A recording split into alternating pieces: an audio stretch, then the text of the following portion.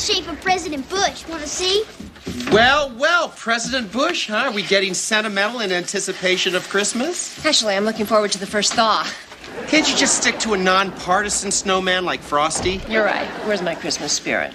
I'll make it up to you. I look forward to it. I'll get it. Hey, Ellie, why don't you get some apple cider for everybody? Okay, pal? Yes, hello? Oh, hi. Hey! I'm gonna get you big time! No, not you, Deandra. No, Georgie and I are getting along just fine. Why don't you stop laughing and talk to your mother? Hi, Mom. Dad's dressing me in too many clothes again. Well, it's just cold out. So what can I do for you, Deandra?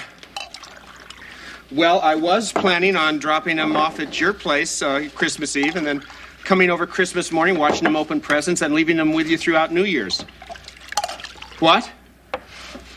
You never said anything about taking him out of town. Oh, Ruth's little holiday surprise. How sweet. Well, of course I object. No, Deandra, I do not want to discuss this with... Hello, Ruth. No, actually, I'm not interested in your professional opinion. And I am not transferring hostility. I assure you, any hostility you're picking up is intended for you. Deandra, Ruth, Merry Christmas to you both. Miss Lottie's going to show us how to make snow ice cream. Really? Well, I knew you could thaw because I've seen what you can do with a Sara Lee's cheesecake. I didn't know you could actually cook. She even had her own snow ice cream stand when she was a kid. Yeah, it was real successful, too. Until Bud Bailey's mother claimed there was fallout in the snow and threatened to sue. That's too bad. Yeah, well, spring was coming up anyway. Business was down. Guys, I forgot. Maybe you boys should go upstairs and change. I laid out your good clothes. I've got a big surprise planned tonight. If we got to wear good clothes, it couldn't be much fun. Is this grown-up fun or kid fun? We're going on a tour of some of the historic homes in Georgetown to see how they've been decorated for Christmas. Grown-up fun. We're not going to turn into one of those nutcracker parents. What's a nutcracker parent? Well, every year growing up, I used to perform in the citywide version of the Nutcracker Suite, and every year the same pushy parents would drag their bored but beautifully dressed kids to the ballet. Oh, you guys think you have it bad. There's nothing sadder than a little boy dressed all in plaid. And they'd always be dead asleep somewhere between the dancing rats and the Sugar Plum Fairy. Well, I always wake Elliot for the dancing rats. It's a tradition in our family. Looks like you're gonna miss the ballet this year, son. I am? Me too? Sorry to disappoint you, but Deandra and Ruth are planning a trip for the boys. Where are they going? They're going to the Berkshires. The Berkshires. Oh, you are going to love it. It's frozen ponds, rolling hills, covered bridges, just like a Currier and Ives print. What's Currier and Ives? Rolling hills, frozen ponds, covered bridges. Anyway, your mom said all your cousins are going to be there, too. Oh, great. Oh, man, I would have given anything for a Christmas like that when I was a kid. Okay, guys, get ready for the historic tour, okay? Move it. Okay. Where's the Berkshires? I don't know. It's kind of far. I know. They're going to have the time of their lives, though. How many cousins are there? 7. Wow, cousins? Oh, that's just the kind of Christmas I always imagined as a kid. Oh, come on, I bet you had some great Christmases. I know your dad. Oh, yeah, no, we did. You know, Christmas with my dad was a unique experience, to say the least. You know what? I was always the only kid there. That's just the way it was with us. Maybe that's why I've always dreamed about cousins and lots of stockings hanging from the fireplace and sleigh rides through the woods to Grandma's house, pulled by a team of Clydesdales. I think you've seen one too many beer commercials.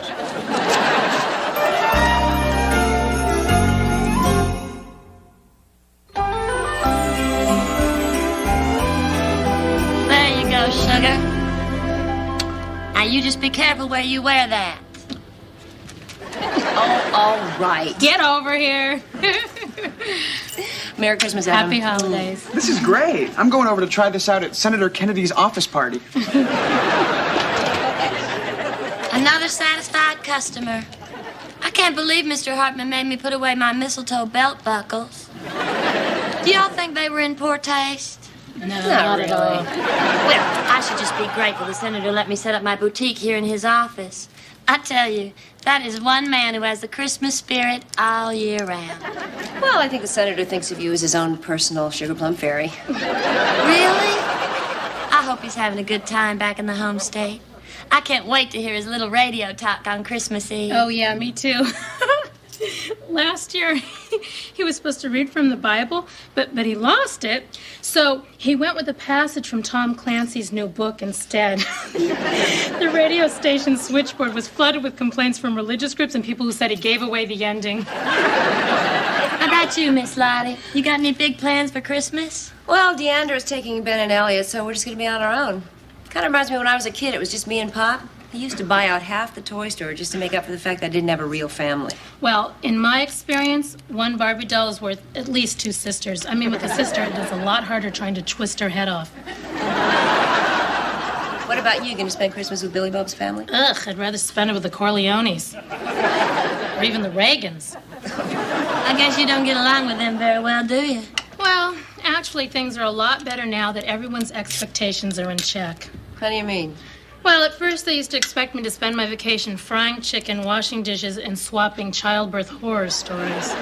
What do they expect now? Well, now they expect me to spend my vacation holed up in the guest room with a stack of mystery novels, and I expect them to refer to me as that lazy Yankee bitch that Billy married. That is terrible. Well, once Carson Lee was born and I had my own childbirth horror stories, they dropped the bitch part.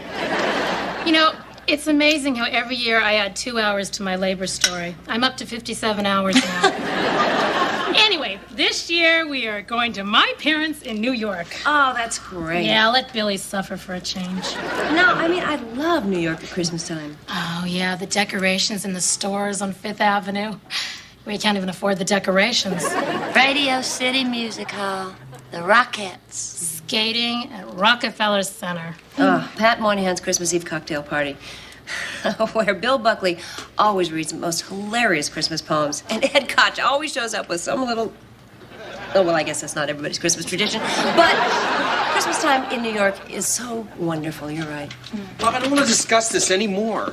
Well, I just don't know why you suddenly decided that he needed expensive luggage after all these years. Who? The senator. We were taking him to the airport, and I just thought he needed something a little more upscale than a plastic bag that said fresher produce at lower prices. Oh, he always travels that way. That way he doesn't have to tip anybody. But it's awful sweet of you to think about him. I'm going to give you one of my mistletoe hats. Oh, no, I couldn't. Please. On the house. And a big old Feliz Navidad to you. Thanks. Okay, we get to go again. Oh, God. Merry Christmas, Harvey. Thank you very, very much. Hey. What is with you, anyway? I mean, you get kissed by 2 of the most desirable women on the hill. Well, 3 if you count Mavis. And I certainly would. And you act like they gave you a case of the jungle rot. Oh, I'm sorry. I guess I'm just preoccupied. With what? You got the week off, and when we come back, it's the Democrats' problem. Now, I just keep thinking about Elliot and Ben going to the Berkshires with Deandra and Ruth. The inn they're staying at, it's got this huge skating pond. It's got sleigh rides and a 5-star chef who does a full Victorian Christmas dinner. What have I got to offer? Some microwave popcorn and a videotape of Mr. Magoo's Christmas Carol. Come on, Hartman. Your kids love doing anything with you. Yeah, but Christmas is supposed to be special. You know, listening to Miss Lottie and Miss Davis talk, I think you ought to take them up to New York City. Wait a minute. This is not such a bad idea. We could take him to that big show at Radio City Music Hall and go to FAO Schwartz and the Museum of Natural History, the ballet. Well, no ballet, but you could give him the whole big city experience. You know, the whole works. And their mother can give them the other one. Sounds fair. Except flying up there and staying at a hotel can be pretty expensive. Well, why don't you stay with Mavis's family, and I can stay at a hotel. We will figure something out. This is going to be great. Plus, it would make Deandra and Ruth really, really mad. I like it. Boy, Adam, it was really nice of you to drive us to New York in your Winnebago. Oh, that's okay. I don't get the chance to entertain very often. It gives me a reason to break out the guest towelettes. Yeah, you know, it's really kind of homey for a car. Although I'm not sure I could ever get used to showering standing up on the toilet. You know, sun's really coming down hard out there. You know, Adam, maybe you better slow down. I'd hate to hit some unsuspecting Volkswagen this close to Christmas. No, don't worry. We can see fine. This baby's packing a good set of high beams. Still, maybe we should pull over. I mean, the road must be getting icy. No, really, tell him, Adam. This rig's sporting some great traction. Excuse me, but is there a reason why you're talking like you're in a Smokey and the Bandit movie? I swear, every time you get a city boy sitting in anything higher off the ground than a BMW, he turns into Bubba, the world's greatest redneck. Is there something bothering you, Bill? You've been kind of testy all night. Oh, he always gets nasty the closer we get to my folks' house. Judging from that last crack, I'd say we're right smack dab in the middle of Times Square. Come on, Billy Bob, it's a week before Christmas. Get a little holiday spirit. Who died and made you Pollyanna? Well, I am just so excited to finally get to see the Rockettes in person. I hear their Christmas show even has live animals. Cool, Dad. Can we go too? You bet, son. You never see live animals in a Currier and Ives print. I always wanted to grow up to be a Rockette. I mean, they are like the Rolls Royce of kick lines. Did you ever go out for it, Miss Todd? Oh, I wanted to, sugar. I used to stand in front of my mirror, practicing my high kicks and smiling. I tell you, after 2 years, I could kick my knees right up to my ears. Well, there's a skill you can always use. Yeah, can we go to that FAO Squirts toy store? Yes, son. We'll go to FAO Squirts tomorrow morning before we head back home. It says in this catalog that for $125, these guys in Hollywood can make a real cartoon with you in it that you get to keep. Let me see that. That says $125,000. Sorry, son. Maybe next year. Mr. Hartman, I don't mean to bother you, but I think maybe we should pull over for a while at this rest area. The snow's starting to come down pretty hard now. Okay, we're making some good time. I guess a few minutes wouldn't hurt. You know what? Why don't you pull up a little further so we can get up there by that overhang? Okay. What was that, Dad? Nothing, son. A little slippery is all. Try to get her. Uh-oh. Maybe we all better rock back and forth in our seats, try and get the wheels unstuck. No, I don't think that's going to help. Although it is oddly entertaining watching you do it.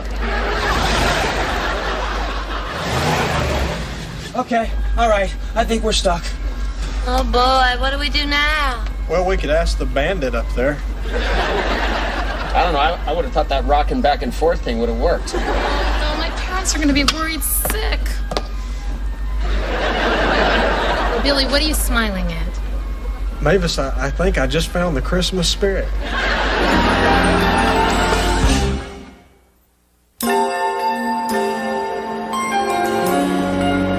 got the propane tanks hooked up, so it should be getting warmer in a minute.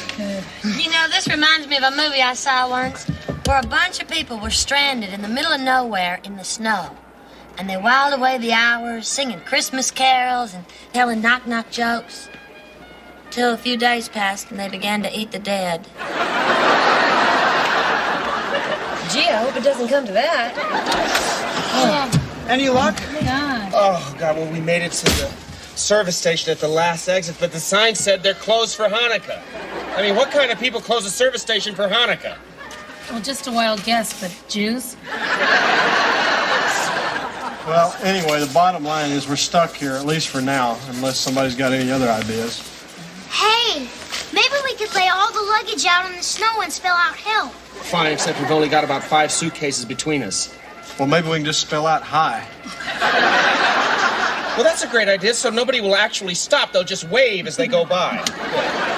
You know, something they tried once on Gilligan's Island. I'm sorry, I have a rule. We cannot start to seriously consider Gilligan's Island suggestions until we've been stranded for at least a week. Well, it's just as well. Whatever it was, if they tried it on Gilligan's Island, obviously it didn't work. Well, I think it's time for us to settle in and make the best of it. I'm hungry. Oh, okay, well, I see 6 cans of Beanie Weenies. Is that all? Well, until there's some dead, yeah. Wait. I can't believe I've got my kids stuck in a camper in the middle of the New Jersey Turnpike. It's not your fault. You just wanted them to have a good time. No, I wanted them to have a better time with me than with my ex-wife. This is God's way of punishing me. I'm just glad I realized that before he sent down the locusts. Dad, are we going to get to see that big Christmas tree? I don't know, son. There'll be plenty of trees when we go with Mom and Ruth. Yeah, that's right. There'll be a lot of Christmas fun there. Pond skating and sleigh rides and stuff. Hey, yeah. Really, don't help. Sorry. I'll tell you what. Why don't I go out to the highway one more time and try to flag down some passing tow truck or something to get us a lift into New York tonight? Maybe I'll just stand in front of one. You know, if you want me to, I'll drag myself back out in the elements with you there and help you flag down a car. No, that's okay, Billy. You stay here. I'll go by myself. You sit tight with the women, children, and propane. Okay, Adam, Mr. Hartman's gone. Now you can tell us about Gilligan's Island. You know, say what you will about that show, but you can't deny that those castaways were interesting as a microcosm for society. Hey, guys, want to toss around a football? Maybe later. Boy, what a rip this trip turned out to be.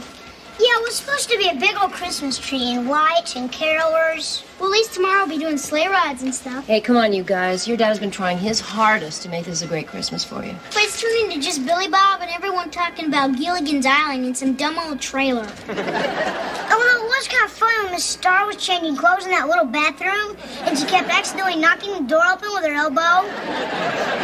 Yeah, that was cool. Okay, the point is, Christmas is what you make it. Who says you need a 100-foot tree at Rockefeller Center or strolling carolers to make a good Christmas? Dad did for the first 3 hours of this trip. Okay, guys, listen. We can make as good a Christmas in this little Winnebago as they can in New York City. How? Just watch. Where are you going? I'm gonna make lemonade out of lemons. What is she doing? She's going to make lemonade. Billy, don't you think you should go after her? Why? If she doesn't come back, there's more beanie weenies for the rest of us. Billy. I'm just a little confused about this new feminism. I mean, do we hold the door open for you? Do we go after you in a blizzard? Well, I'll go after her. Oh, except I'm gonna have to change into something warmer. Okay. Ah, where did you go? Here, give me a hand with this, will you? What's this? That's the Christmas tree from Rockefeller Center. Man, they're sure gonna be mad when they find out you took it. This isn't a real tree, Igno. Oh, yes, it is.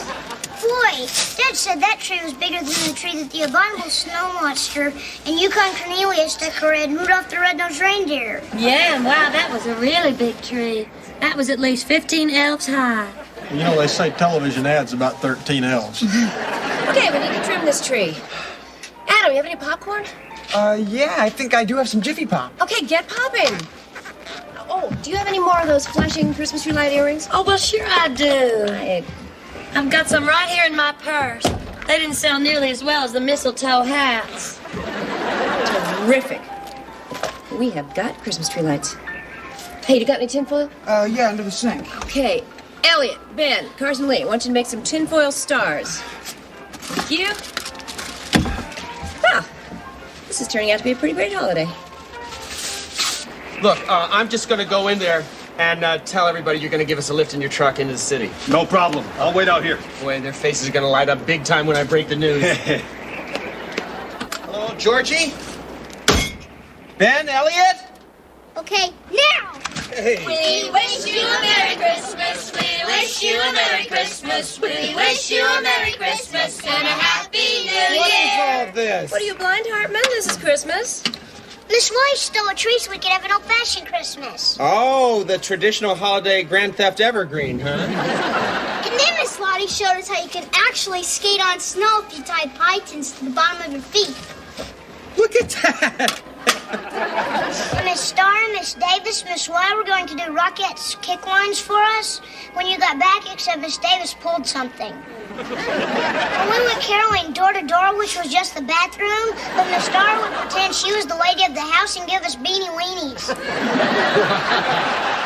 Is it okay if I bring these pie plates with us to the Birchers and show Mom how to skate on snow? It's up to Adam. Hey, keep them. I actually don't get to bake in here as often as I'd like.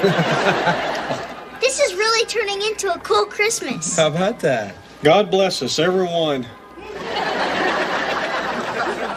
Well, I just figured if I didn't say it, Georgie would. Hey, you expect me to stay out there and freeze? Oh, I'm sorry, Mr. Bukowski. Bukowski? Do not tank Bukowski from Chicago. No. Why do you ask? Oh, no reason. He was just a friend of my dad's, George Lottie. Your father's George Lottie? The guy who's been in prison? You know him? No. But my brother served time with him. He says your old man is a great cook. So, how can I help you folks? I have an idea.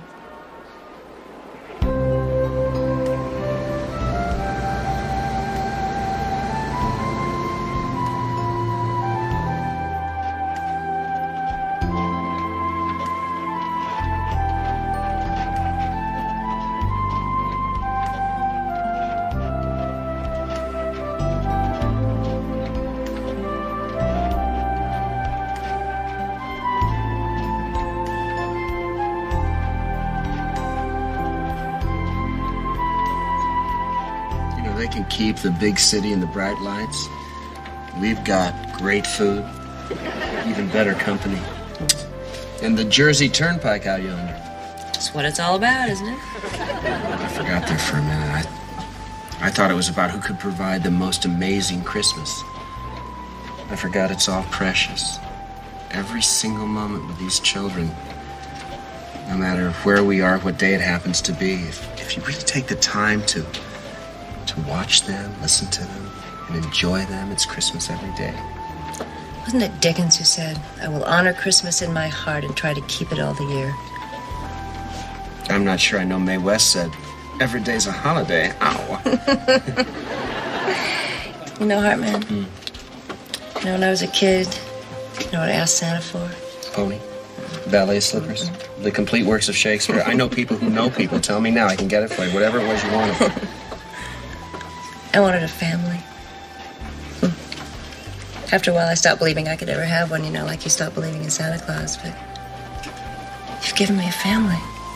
And you've given me that Christmas I dreamed about since I was 10 years old. And after all, when you come right down to it, aren't we all just 10-year-olds in search of that perfect Christmas?